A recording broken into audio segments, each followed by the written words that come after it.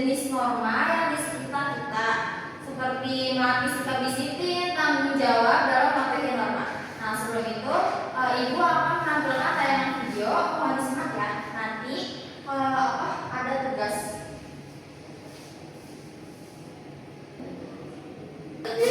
Sampai pemilik rumah itu keluar dan mempersilahkan kita masuk.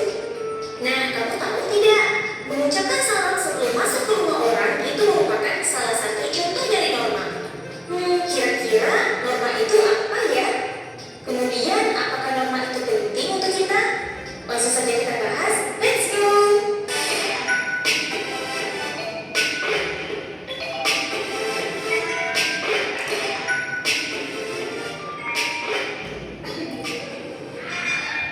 Norma merupakan aturan yang menata kehidupan manusia dalam bermasyarakat.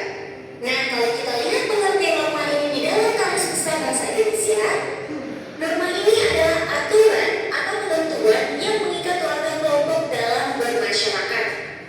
Nah, kalau kita garis bawahi mengikat, maka norma ini harus dipatuhi oleh semua orang yang ada di dalam masyarakat tersebut. Nah, apabila seseorang tidak mematuhi norma, maka seseorang tersebut dapat dikenakan sanksi atau hukuman. Kita lihat yang ada di Indonesia, di Aceh, terdapat sanksi apabila melanggar norma, yaitu dicambuk di punggungnya. Kemudian juga di Kalimantan, serta di Papua, ada sanksi berupa keharusan membayar denda berupa hewan ternak untuk yang melanggar norma. Nah, jadi di masing-masing daerah tentu ada jenis sanksi khusus yang diterapkan di masyarakatnya. Nah, norma ini terbagi menjadi dua, yaitu norma tertulis dan norma tidak tertulis. Nah, norma tertulis biasanya dirumuskan khusus secara bersama-sama oleh beberapa orang yang mewakili masyarakat. Contohnya adalah peraturan di sekolah. Nah, peraturan sekolah umumnya ini merupakan norma tertulis yang sudah dirapatkan bersama-sama. Kemudian ada norma tidak tertulis, ini tidak selalu dirumuskan secara khusus, melainkan juga dapat berkembang dari kebiasaan-kebiasaan tertentu. Misalnya saat ada tetangga kita wafat, nah para tetangga lain perlu membantu keluarga yang berduka sampai semoga usianya tuntas. Nah, hal tersebut menjadi norma dalam kehidupan bertetangga. Nah, jadi seperti itu. Seberapa penting sih norma untuk kehidupan kita? Nah, jadi norma ini memiliki nilai yang sangat penting yang perlu diperhatikan. Yang pertama, norma ini bisa menciptakan ketertiban dan keamanan bersama. Kita lihat contoh di lampu lalu lintas. Jadi di setiap perempatan besar biasanya kan dipasang lampu lalu lintas, di mana warna merah untuk berhenti, kemudian warna kuning untuk siaga atau hati-hati, kemudian lampu hijau untuk berjalan.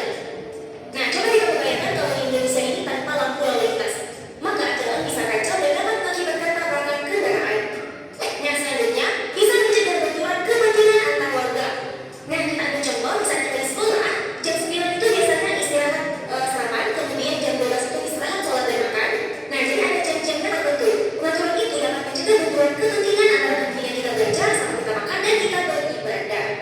Nah, kemudian norma ini bisa membentuk akhlak dan karakter manusia.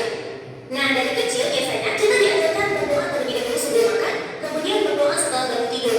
Nah, dengan norma tersebut, setiap orang dididik untuk senantiasa bersyukur pada Tuhan Yang Maha Esa atas segala nikmat yang Tuhan berikan. Nah, kebiasaan bersyukur itulah yang perlu jadi karakter di setiap orang. Nah, kemudian mewujudkan Oke, cukup itu aja ya video pembelajaran kita kali ini. Mungkin bisa dilanjut untuk minggu depan. Nah, tadi kan udah dijelasin tentang apa itu norma. Sebelumnya Ibu akan kasih contoh norma untuk di kelas, yaitu seperti kayak mematuhi guru, mematuhi aturan, terus kayak mendengarkan orang lain berbicara, terus yang terakhir itu mengikuti aturan kelas dan tanggung jawabnya. Nah, seperti itu Ibu akan mengasih tugas ke kalian, mohon isi ya.